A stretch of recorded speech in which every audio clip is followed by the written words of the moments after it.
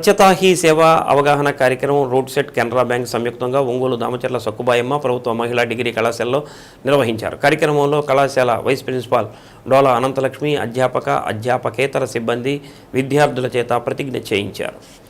స్వచ్ఛతా he సేవా కార్యక్రమం కింద ప్రతి ఏడాది సెప్టెంబర్ 17 నుంచి అక్టోబర్ 2వ తేదీ వరకు వివిధ కార్యక్రమాలు నిర్వహిస్తారని అనంతలక్ష్మి తెలిపారు. 2 వారాల సమయంలో స్వచ్ఛతపై అవగాహన కల్పించడం, స్వచ్ఛ భారత్ దిశగా ముందడుగు వేసే చర్యలు తీసుకోవడం జరుగుతుందని అన్నారు. సామూహిక శ్రమదాన కార్యక్రమాలు నిర్వహించడం, ప్రజలను భాగస్వాములుగా మార్చడం తదితర ప్రధాన కార్యాచరణాలని తెలిపారు. రూట్ సెట్ డైరెక్టర్ శ్రీనివాసరెడ్డి మాట్లాడుతూ ఇది స్వచ్ఛ భారత్ మిషన్ కింద ఉన్నదిగా పరిగణించబడుతుందని, ఇది మహాత్మా గాంధీ జయంతిని పురస్కరించుకుని అక్టోబర్ 2న ముగుస్తుందని పేర్కొన్నారు.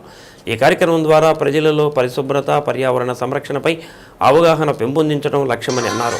ఎన్ఎస్ఎస్ కోఆర్డినేటర్ సిహెచ్ శ్రీనివాసరావు, ఎం సుధారాణి, సిహెచ్ వెంకటేశ్వర్లు తదితరులు పాల్గొన్నారు. ముందు స్వాతంత్ర్యం తీసుకొచ్చిన తర్వాత కూడా ఆయన ఎప్పుడూ ఒకే కోరిక కోరుకుంటుండేవాడు. భారత బానిస సంఖ్యల నుంచే కాకుండా స్వేచ్ఛ, స్వాతంత్రంతో పాటు పరిశుభ్రత, పచ్చదనంతో ఎప్పుడూ విలసిల్లాలి. అప్పుడే నిజమైన కేవలం రాజకీయ స్వాతంత్రమే కాక స్వచ్ఛమైన భారతదేశం మరియు అభివృద్ధిని కూడా ఆకాంక్షించారు. దీనిని స్ఫూర్తిగా తీసుకొని స్వచ్ఛ ఆంధ్రప్రదేశ్ ను సాధించి తద్వారా నేను కృషి చేస్తానని ప్రతిజ్ఞ పూనుతున్నాను. నేను పరిశుభ్రంగా ఉండటంతో పాటు ఒంగోలులోని దామచర్ల సక్కుబాయమ్మ ప్రభుత్వ మహిళా కళాశాలలో స్వచ్ఛతా హీ సేవ కార్యక్రమం నిర్వహించారు.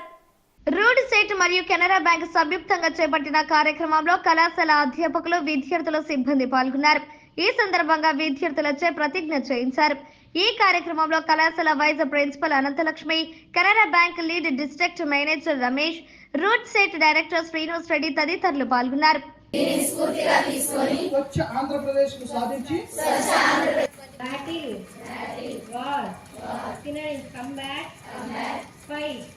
Telugu meaning example sentence he died in battle. Bank office తరపున మరొకసారి శుభోదయం. మీ అందరికీ తెలుసు, జాతిపిత మహాత్మా గాంధీ గారు భారతదేశ స్వాతంత్రం కోసం పోరాడి స్వాతంత్రం తీసుకుని వచ్చారు. ఆయన స్వాతంత్రం తీసుకురాక ముందు, స్వాతంత్రం తీసుకొచ్చిన తర్వాత కూడా ఆయన ఎప్పుడూ ఒకే